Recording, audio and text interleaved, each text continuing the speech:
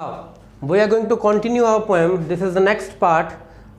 Before I continue, I must tell you that in NCERT, the poem is up to how to stand up. But I will complete the poem just to make you, completely understand the concept of the poem, and so that you will be able to answer it quite easily, fairly, and conceptually.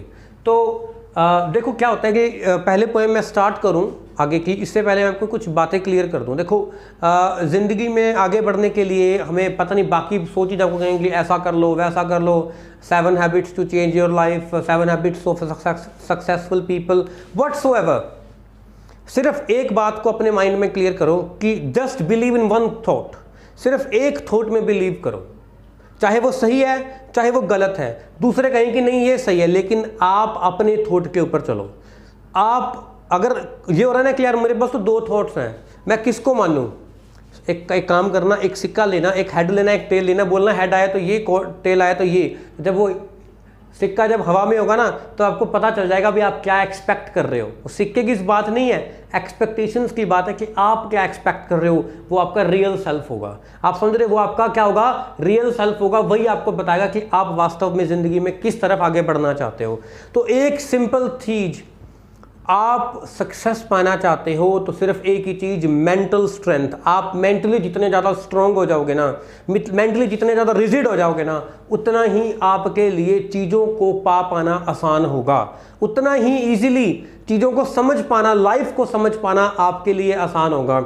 अगर कभी हम कहें कि नहीं यार ये thought अच्छा है, कभी कहें नहीं ये थॉट अच्छा है, तो ना इधर का ना उधर का, तो धोबी का कुत्ता ना घर का ना घाट का, ऐसा काम नहीं करना। एक चीज़ पकड़ो ज़िंदगी में, चाहे सही बनो चाहे गलत बनो, एक चीज़ को पकड़ के चलो और आप बहुत आगे तक पहुंच जाओगे। ऐसे लोग भी होंगे जो आपको फॉलो करेंगे और कई लोग ऐसे भी होंगे जो आपको गलत कहेंगे, लेकिन आपने सिर्फ अपने फॉलो करने वालों को देखना है, आपको गलत कहने वालों को नहीं। क्योंकि जो आपको मानेंगे, कहेंगे कि यार इसका वो थॉट मेरे को बहुत अच्छा लगा, वो लाइफ चेंजिंग था, तो आप उनके मन में एक रिस्पेक्ट गेन करोगे और वो आपके लिए एक रिस्पॉन्सिबिलिटी होगी। तो वो ज़रूरी है। हम भी पोएम रिस्पॉन्सिबिलिटी के ऊपर ही पढ़ रहे हैं कि उसकी रिस्पॉन्सिबिलिटीज उसको समझ में आ रही हैं कि लाइफ में लोग आएंगे, आगे चले जाएंगे।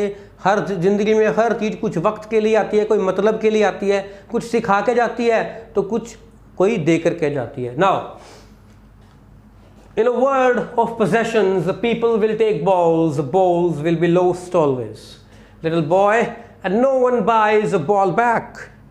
Money is external. He is learning well behind his desperate eyes the epistemology of loss, how to stand up, knowing what every man must one day know and must know many days, how to stand up. यहाँ पे NCERT का part खत्म होता है, ये हम आगे पढ़ रहे हैं। And gradually light returns to the street, a whistle blows and the bowl is out of sight. Soon part of me will explore the deep and dark floor of the harbor. I am everywhere. I suffer and I move. My mind and my heart move. With all that move me under. Or whistle, I am not a little boy.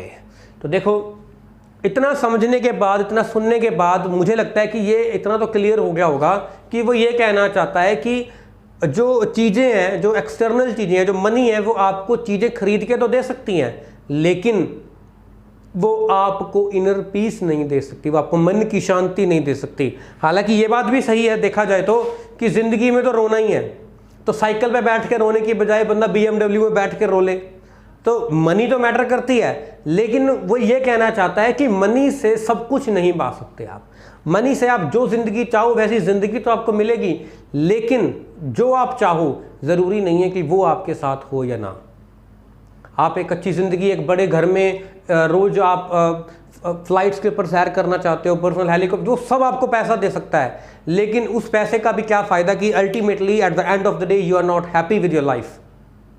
आप सिर्फ काम पे लगे हुए हैं, you just working working working, आप इधर, लेकिन जिसके साथ आप ज़िंदगी बिताना चाहते थे वो आपके साथ नहीं है। आप जिसके साथ वक्त बिताना चाहते हो उस वक्त को बिताने के लिए आपके पास वक्त नहीं है। पैसा तो है लेकिन वो वक्त नहीं है, तो इनर पीस भी कोई वैल्यू रखती है लाइफ में। और सबसे बड़ी वही है, वो एक कहावत सुनी होगी शायद आपने। एक बार एक राजा मतलब उस पर जा रहा होता है युद्ध लड़ने के लिए कि मैं अपने राज्य को और बड़ा कर दूंगा, साथ वाले राज्य को जीत के, तो वहाँ एक साधु लेटा हुआ होता है, तो उससे पूछता है कि भाई तू लेटा हुआ कोई काम कर ले, ज़िंदगी में कोई एम ले। इसका मतलब ये नहीं है कि आप अपनी लाइफ में एम छोड़ दोगे, मैं आपको एक चीज़ क्लियर कर रहा हूँ कि इनर पीस की क्या वैल्यू होती है। तो वो कहता है कि राजा कहता है कि कोई काम कर ले, ऐसे आराम कर रहा है, तो कहता है तू कहाँ जा रहा है? राजा बोलता है मैं युद्ध लड़ने जा रहा हूँ। कहता उससे क्या होगा? कहता मैं युद्ध जीत जाऊँगा। कहता उससे क्या होगा? कहता मेरा राज्य और बड़ा हो जाएगा। कहता उससे क्या होगा? कहता मेरी सेना बढ़ जाएगी, फिर मैं और राज्य बढ़ा लूँगा, फिर मैं और राज्य बढ़ा लूँगा। वो सब पूछता जाता है फिर क्या होगा, फिर क्या होगा, फिर क्या होगा। फिर आखिरी में कहता है कि जब मैं बहुत कुछ कमा लूँगा ना, फिर मैं बैठ के आराम करूँगा। फिर साधु कहता है मैं क्या कर रहा हूँ? तू इतना कुछ करके आराम करेगा, मैं बैठा बैठा आराम कर रहा हूँ। लेकिन इसका मतलब ये नहीं है, देखो साधु का अपना काम क्या है कि वो मेडिटेशन करता है, वो भगवान के साथ अपनी ट्यूनिंग सेट करता है। राजा का काम क्या है कि वो एक राजा है, उसने अपनी प्रजा के बारे में सोचना है, वो उसका कर्म है कि वो युद्ध लड़ेगा, अपने राज्य को बढ़ाएगा।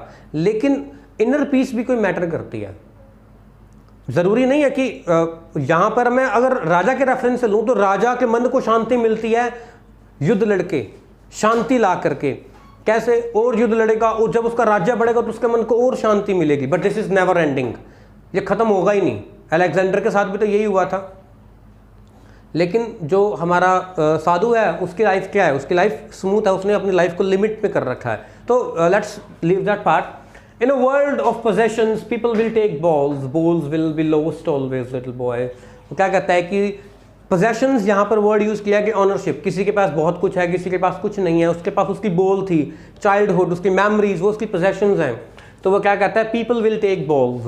कहता है कि लोग आएंगे, तुम्हारा एडवांटेज भी लेंगे, तुमसे तुम्हारी मेमोरीज भी छीन करके ले जाएंगे, तुमसे तुम्हारी पोजेशंस को भी गेन कर लेंगे, तुम्हारे साथ कुछ चीज़ें शेयर भी करेंगे।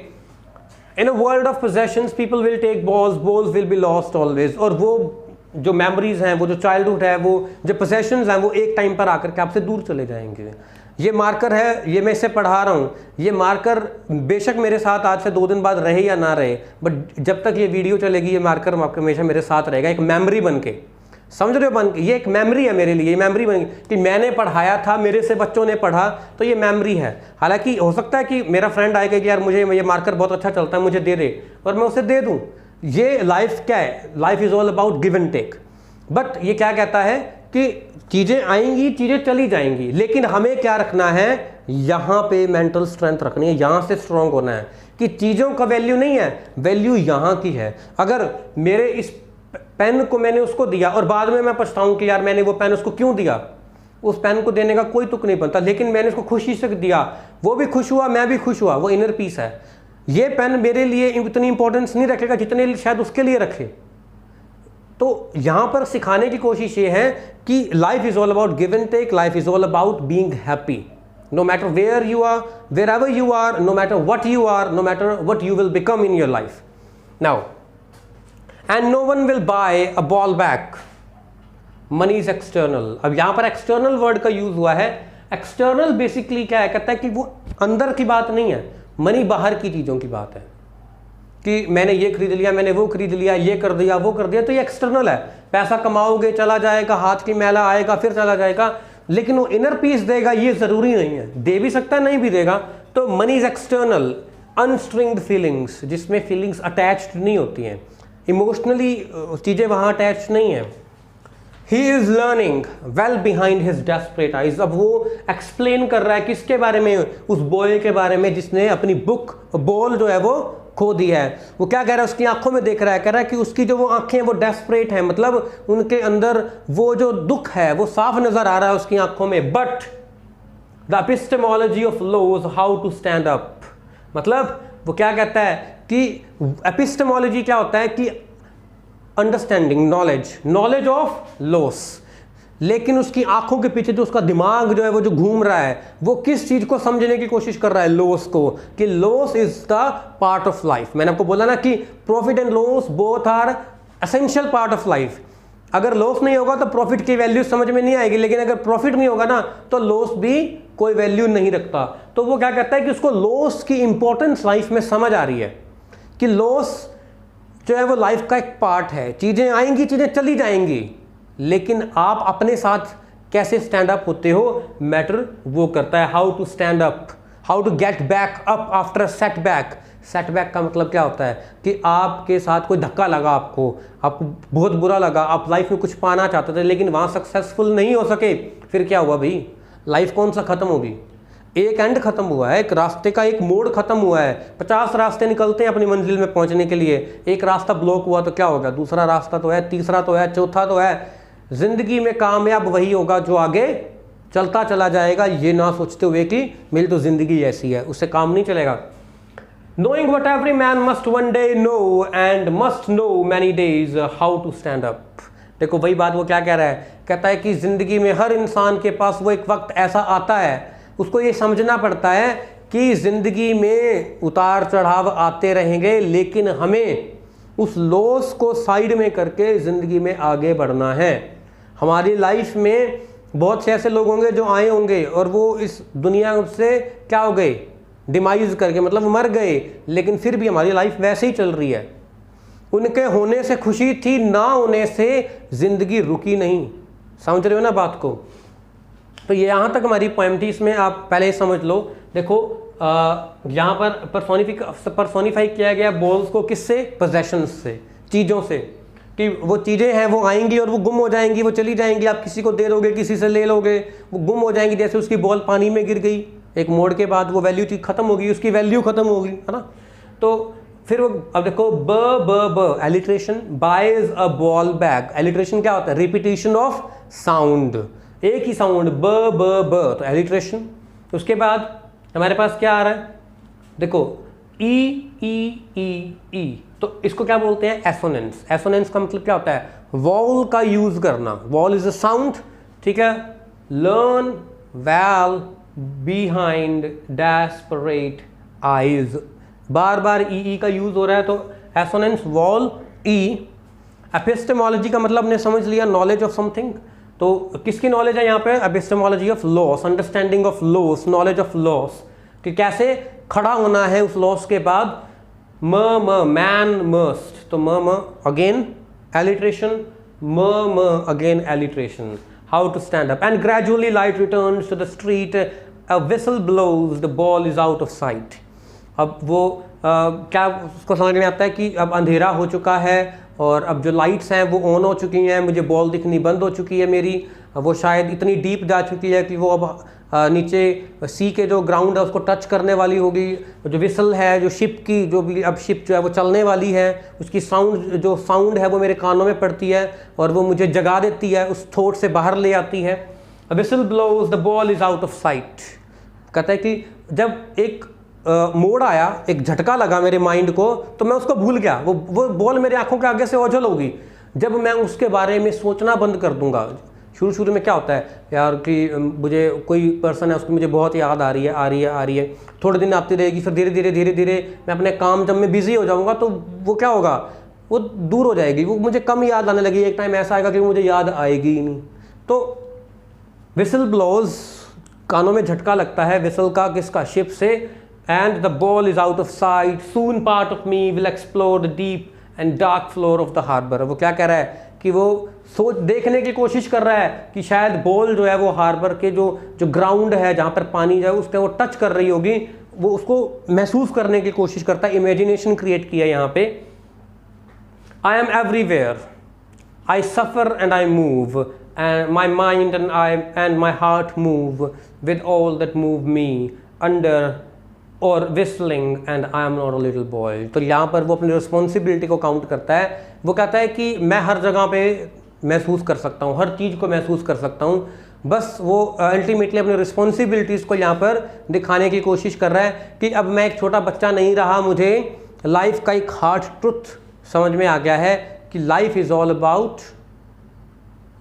About moving on, going on, no matter what happens the show must go on. मैंने वहाँ से एक मैच्योरिटी गेन की है, वो यहाँ से ये दिखाने की कोशिश कर रहा है। और उसको उठाने वाला कौन है, मैं खुद। मैंने खुद इस अपने आप को उठाने का फैसला किया है और अब मैं आगे बढ़ जाऊंगा। अगर वहाँ पर वो पोएट उसको ये कहता कि तेरे पास और बोल है, वो उसे कंसोल करता, वो उसे सांत्वना देने की कोशिश करता, उसको क्या कहते हैं सेटिस्फाई करता उसके मेंटल थॉट्स को, तो शायद वो अपने रिस्पॉन्सिबिलिटीज़ को नहीं समझ पाता। यही आज के टाइम पे हम करते हैं, क्या करते हैं कि उसको मेंटली स्ट्रॉन्ग बनाने के बजाय हम उसको क्या करते हैं, उसको पोजेशंस देते हैं कि वो अपनी उस रियलिटी को वो उससे कुछ सीख ही ना पाए। खासकर पेरेंट्स ऐसा करते हैं, तो ये गलत है। और मैं आप ये सबको राय दूंगा कि हमेशा लाइफ में बच्चों को देखो चीज़ें खिलाना पिलाना लाड करना एक अलग चीज़ है, बट जहाँ पर उनकी कैरियर की बात आए, जहाँ पर उनके लाइफ के बारे में बात आए, वहाँ पर कोई सेक्रीफाइस नहीं होना चाहिए। उनके साथ जहाँ पे सॉफ्ट रहना चाहिए वहाँ सॉफ्ट रहना चाहिए, लेकिन जहाँ पर उनकी अच्छाई की बात आए तो वहाँ हमें हार्ड भी होना चाहिए। तो इसी के साथ हमारी ये पोएम जो है वो कवर अप होती है। If you have any doubts you can comment and please do like and share, do like, share and subscribe to my channel if you have not. So till then, thank you। ऐसे ही knowledge देता रहूँगा, मेरे साथ जुड़े रहना। Thank you.